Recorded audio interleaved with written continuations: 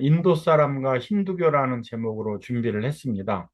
그다음에 이제 대표 사진을 인도 여성들의 그 복장을 한 뒷모습을 제가 이제 올렸는데 굉장히 컬러풀하죠. 복장이. 그래서 굉장히 그 색감 감각이 뛰어난 민족임을 어렴풋이 좀 짐작을 할 수 있습니다. 근데 이 인도는 이제 힌두교가 지배를 하고 있거든요. 그리고 이 힌두교가 실제 인도 사람들의 실생활, 사고방식을 장악을 하고 있는데, 이 힌두교는 굉장히 뿌리가 깊어요. 그래서 이 힌두교의 모태가 된 게 이제 브라만교인데, 이 브라만교는 어떤 종교냐면, BC 천년 전, 그러니까 기원전 천년 전쯤에 아리안족이 이제 인도로 이동을 했다 그래요. 이 아리안족은 카스피해 근처에서 발원한 민족이라고 하는데, 이 아리안족이 이제 뭐 유럽 쪽으로 가서는 뭐 독일 민족을 이뤘다고도 하고, 이제 이 아리안족이 이제 서쪽으로 이동을 하면서 일부는 우리나라 까지도 영향을 줬고, 일부는 이제 그 남아시아 쪽, 그래서 인도를 통해서 이제 남아시아 쪽으로 흘러갔는데, 그러니까 천년 전쯤에 기원전 천년 전쯤에 이제 아리안족이 인도를 이동을 하는데 인도에는 원래 드라비다족이 살고 있던 곳이거든요. 이 드라비다족이 우리가 익히 배우는 뭐 겐지스강, 인더스강 문명을 일으킨 에, 민족입니다. 근데 이 원래 살고 있던 드라비다족을 에, 침범을 해서 그들을 이제 노예 비슷하게 삶으면서 그 인도에 정착한 민족이거든요. 아리안족이. 근데 이 소수 아리안족이 어떻게 다수의 드라비다족을 통치를 했을까를 이제 역사학자들이 연구를 해보니까 뭔가 특출나게 있어야 될 거 아니에요. 아리안족이 드라비다족에 비해서. 드라비다족도 뭐 인더스 문명을 발원시킨 그런 똑똑한 민족들인데 근데 이제 역사학자들 추론이 뭐 다른 것도 많이 있겠지만 바퀴를 발명을 해서 그러지 않나 이런 생각을 해요. 물론 이제 드라비다족에도 이제 바퀴는 있었는데 굉장히 튼튼한 바퀴, 말이 막 끌어도 전혀 부서지지 않는 튼튼한 바퀴 문명을 갖고 있었기 때문에 에, 소수의 아리안족이 다수의 드라비다족을 통치할 수 있었다. 그래서 이 에, 말이 끄는 전차 바퀴를 타고 전쟁을 하면 어, 일당백을 할 수 있는 그런 효과가 있다 그래요. 그래서 아마 이 전차 바퀴, 튼튼한 전차 바퀴를 만들 수 있는 기술력이 있었기 때문에 다수의 드라비다족을 통치했을 것이다. 이런 역사학자들 추론이 있습니다. 그래서 이 바퀴는 인도에서 굉장히 그 중요한 그 문양으로 작용을 하거든요. 인도 국기에 들어가 있는 이 원형이 바로 이 수레바퀴, 마차가 끄는 수레바퀴를 의미를 합니다. 그 다음에 이제 이 수레바퀴는 이 아리안족의 자부심이기도 했고, 그래서 모든 그런 유적지에 보면 이 수레바퀴 형상의 문양들이 굉장히 많이 나오거든요. 그러니까 아리안족의 자부심이고, 이 자부심이 또 여러 가지 뜻이 더해져서 뭐 윤회사상이라고 표현되기도 하는 그런 걸로 의미가 쓰이기도 합니다. 근데 이제 이 소수의 아리안족이 다수의 드라비다족을 통치를 하려다 보니까 뭐 통치할 수 있는 그런 제도가 필요하잖아요.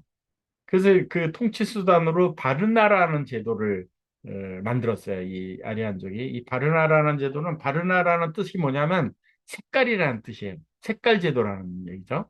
이게 이제 지금의 인도의 카스트 제도의 원형이거든요. 근데 인도의 카스트 제도를 보면 맨 위에 브라만 계급, 뭐 크사트리아, 그다음에 이제 바이샤, 근데 수드라는 이제 드라비다족들을 수드라라고 했다 그래요. 그다음에 이 카스트 내 신급에도 못 들어가는 진짜 천민이 있거든요. 불각초 천민이라 그래서 이제 발리트라 그래요. 그다음에 이제 인디라 간디 수상은 이 간디는 이 불가촉 천민들이 너무나 천시받으니까 뭐 조금 말로 립 서비스 차원에서 신의 아들이라는 별명을 붙이기도 했는데 그러니까 불가촉 천민으로 번역이 되는 이유는 뭐냐면 접촉도 말아라 이거예요. 접촉도 해서는 안 되는 아주 천한민 사람들이라는 뜻이라고 보시면 됩니다. 그러니까 이 현재 카스트 제도의 원형이 이 BC 1세기 전부터 있었던 소수의 아리안족이 다수의 드라비다족을 통치하기 위한 제도의 원형이라고 보시면 되거든요. 그래서 이 바르라는 뜻이 색깔이에요. 그래서 이 인종들의 색깔이 좀 틀립니다. 그렇죠? 그래서 보면 소수의 아리안족, 지배계급이었던 아리안족은 좀 얼굴이 하얘. 드라비다족은 좀 얼굴이 검고 그래서 왜 바르나라라는 색이라는 뜻을 써서 그 제도를 만들었는지를 우리가 이제 미루어 짐작할 수 있는데 지금도 우리가 이제 인도 영화에 나오는 여성들 보면 거의 서양 유럽인들하고 좀 비슷한 피부 색깔을 갖고 있거든요. 그 이제 그 조상이 아리안족이라고 생각하시면 돼요. 그래서 드라비다족은 좀 피부가 좀 검고 그래서 이 인도를 전역을 분석을 하면 이 북쪽으로 갈수록 이제 아리안족의 피 혈통이 많고 남쪽이 이제 드라비아 인족 그 혈통이 많은데 드라비아족. 근데 뭐 그 대부분 이제 그 상류층이었던 사람들이 잘 살겠죠. 부가 이제 세습이 되니까. 그래서 이제 잘 사는 거 보면 근데 이제 인도를 전역을 놓고 보면 서쪽이 좀 잘 살고 동쪽이 좀 가난하게 살고 북쪽하고 남쪽은 이제 좀 비슷비슷한데 그래서 이제 여러 개 주 중에 잘 사는 주를 보면 뭄바이를 품고 있는 마하라슈트라는 그 주가 이제 굉장히 잘 살고 또 그것보다 조금 더 잘 사는 주 구자라트라고 합니다. 그래서 대부분의 이제 그 돈을 벌고 이러는 사람들이 구자라트에 사는데 뭄바이를 출퇴근하면서 비즈니스를 하는 사람들이 많은 주라고 합니다. 이게 이제 좀 참고가 될 것 같고.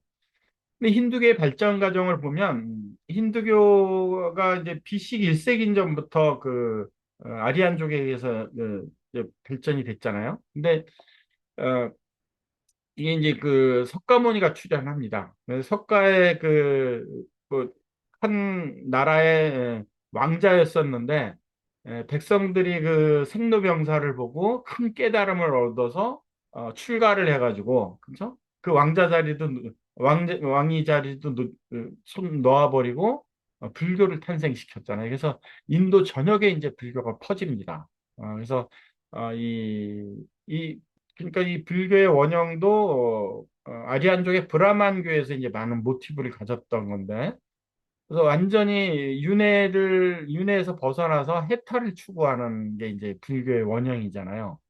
그래서 힌두교를 뒤엎고 불교가 인도 전역에 퍼지다 보니까 힌두교 입장에서는 굉장히 위기죠.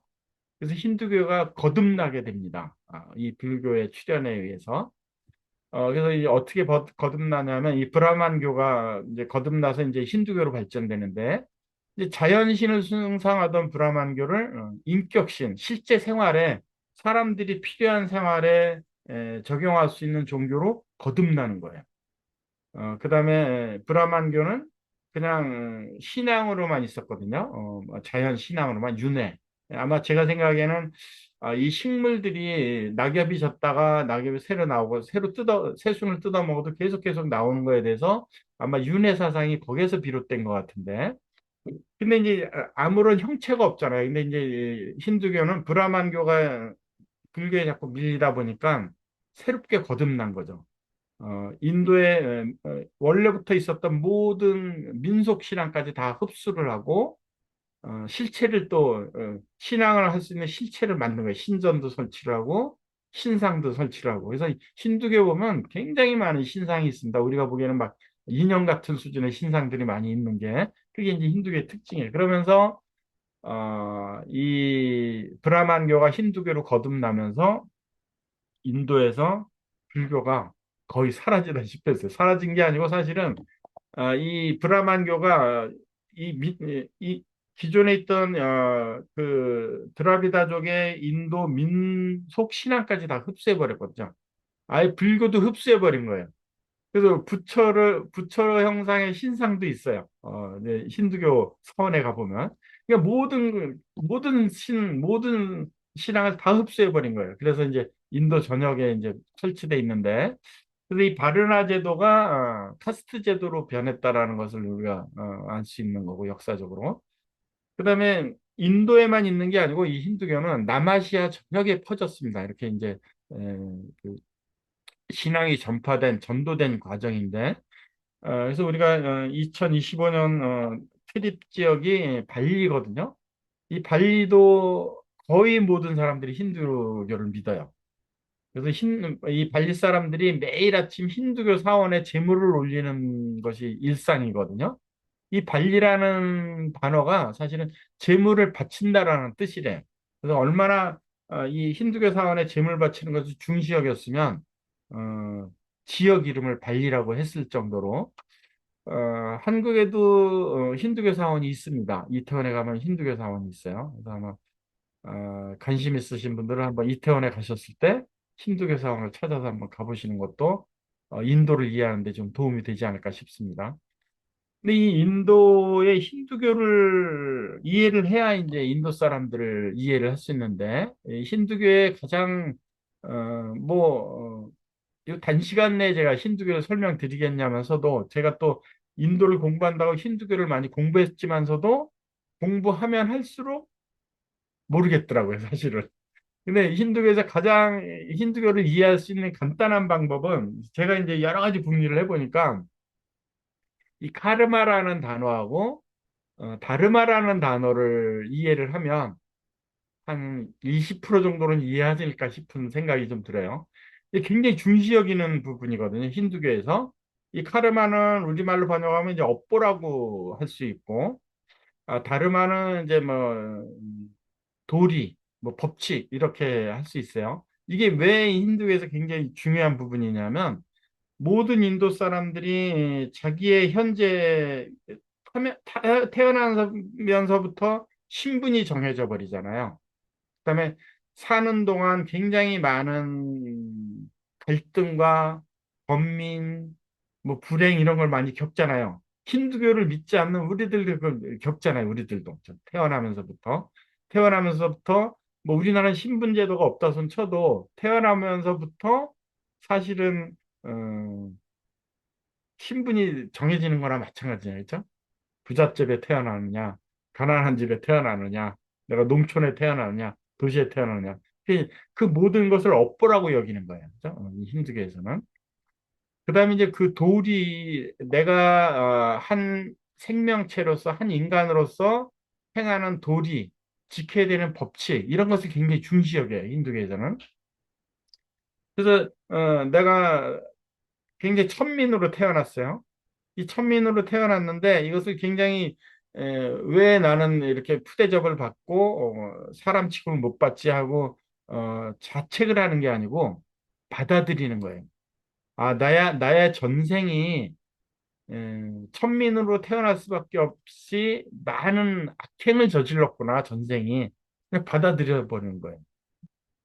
그래서 내가 천민으로 태어났으니까 천민으로서의 그 역할을 해야 된다. 이게 다르마예요. 그래서 이 카스트 제도를 또 학자들이 어떻게 해석을 하냐면 신분 계급 제도가 아니고 직업을 구분한 것이라고 이렇게 정의하는 분도 계세요. 왜냐하면 그 신분에 따라서 직업이 대충 정해져 있어요. 내가 사제 노릇을 사제 역할을 할 것이냐, 귀족 역할을 할 것이냐, 아니면 농사를 짓 거냐, 상업을 할 것이냐, 아니면 그냥 노예로 살 것이냐. 그, 그 직업에 따른 직업이 행해야 되는 도리, 그 법칙에 충실해야 된다는 얘기죠. 그러니까 내가 전생에 악행을 저질러서 지금 현생에 이렇게 안 좋은 계급으로 태어났고, 이 계급에 최선을 다해야 내가 다음 생에 보다 나은 계급으로 태어난다라는 것이 이 힌두교를 믿는 사람들의 아주 깊은 사상인 거예요. 근데 이제 뭐 누구나 다 죽음을 두려워하죠. 인도인들도 역시 죽음 두려워하죠.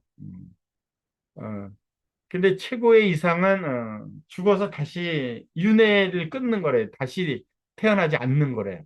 물론 이제 선행을 쌓아서 다음 생에 좋은 계급으로 태어난다라는 희망도 있지만 최고의 희망은 다시는 돌아오지 않는 거래, 죽어서. 그게 이제 결국은 불교에서 얘기하는 열반, 깨달음을 통해서 극락 왕생하는 열반의 경지라고 보시면 되죠.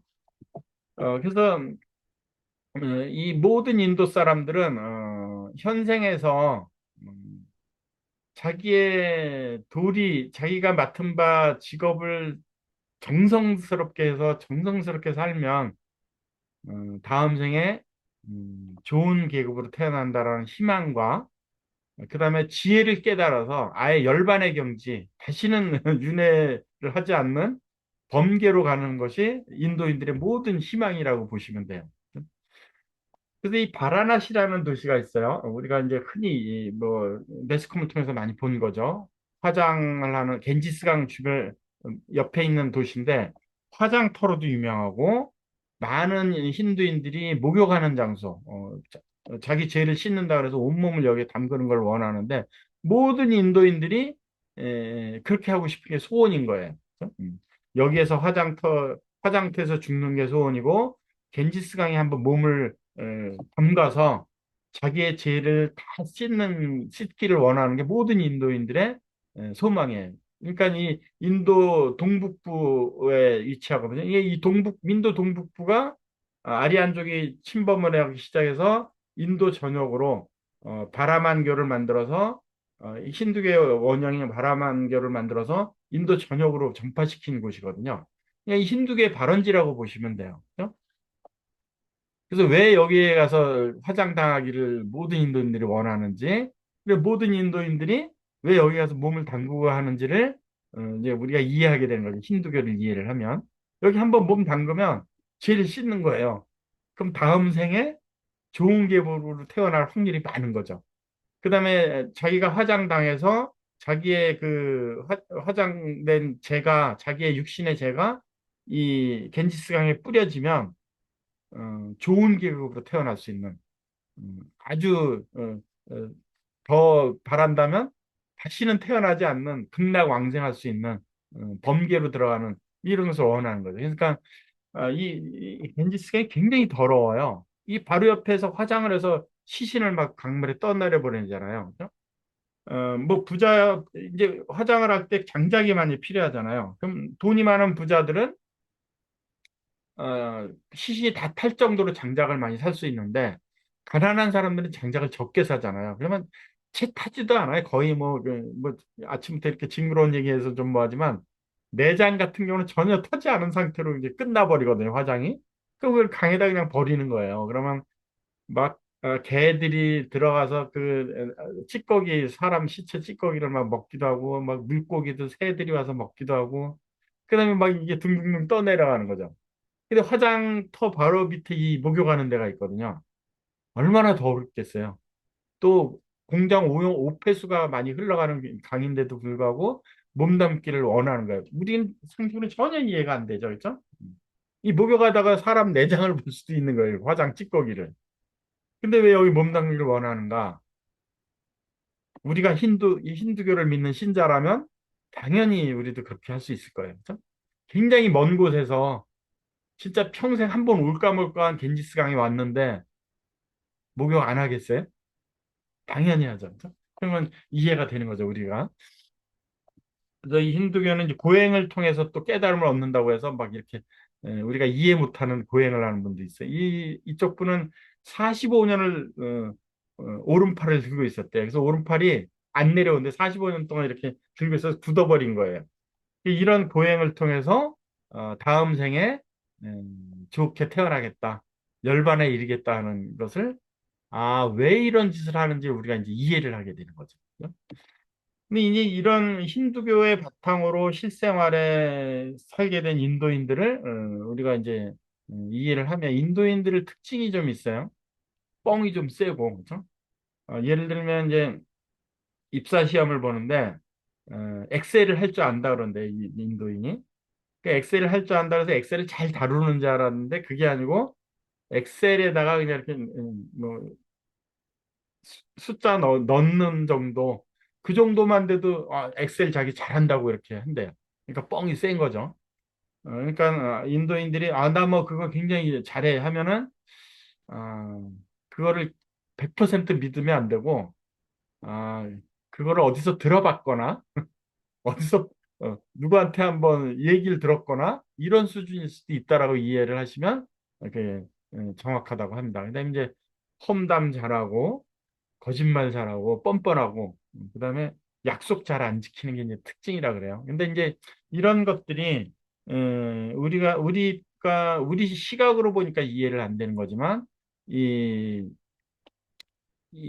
힌두교 시각으로 보면 이해가 되는 거예요. 힌두교가 업보 도리에 충실하다 보니까 이 여러 가지가 걸릴 거 아니에요. 자기 업보를 받아들이고 자기 천민인 상태일 것을 도리를 지켜야 되고 하니까 여러 가지가 실생활에서 막 걸릴 거 아니에요. 자기 감정도 걸릴 것이고 그러다 보니까 그 자기 합리화를 하기 위해서 어쩔 수 없이 이런 성질이 생겼다는 얘기죠. 그래서 쉽게 살아라, 뭐 편하게 살아라. 그러니까 이건 편하게 살기 위해서는 돈도 많이 벌어야 되고 그다음 안락함도 추구해야 되는데 나는 현재 그렇지 않잖아요. 그러니까 이 괴리를 메꾸기 위해서 거짓말도 좀 해야 되고 그다음에 좀 뻔뻔도 해야 되고 뻥도 좀 있어야 되고 그다음에 꼭 약속했다 해서 꼭 지킬 필요는 없고 그때그때 따라서 내가 좀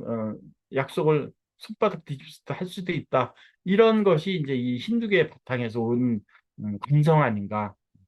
그게 이제 이 모든 인도를 연구하는 사람들은 이제 추론이에요.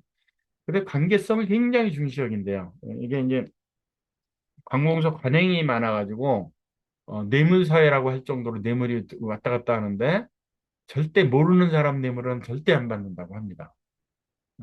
아는 사람 뇌물을 받는다 그래요. 그러니까 아는 사람을 통해서 뇌물을 써야 이게 뇌물의 효과가 있는 뇌물이 들어가는. 근데 모든 사회 생활이 그렇대요. 관계성을 굉장히 중시 여긴대요. 관계성 중시 여기는 민족하면 우리가 중국 사람들 얘기하는데 중국 사람 이상으로 관계성을 중시 여긴다고 합니다. 그래서 가족 사업이 많고 아는 사람끼리의 어떤 연대성을 더 중시 여긴다는 그러니까 알기 전까지 친하기 전까지 상당히 느긋하게 관찰을 한다는 것을 이제 여기시면 좀 될 것 같고요. 근데 이 좋은 게 좋은 거다라는 생각 때문에 좀 이제 뻔뻔해지는 그런 뭐 그때그때 손바닥을 뒤집는 약속을 어기는 이런 것을 우리가 이해할 수 있죠. 인도의 카스트 제도는 실존합니다, 실생활에. 법으로는 금지가 됐지만. 근데 이제 이 카스트 제도가 점점점 희미해져요. 도시에서는 거의 희미해졌고, 어, 근데 아직도 철저하게 지켜지는 것은 결혼 제도. 다른 계급하고는 결혼 안 합니다. 그게 이제 철저하게 지켜지는데. 근데 이제 천민 출신의 유명인들도 많아요. 뭐 현재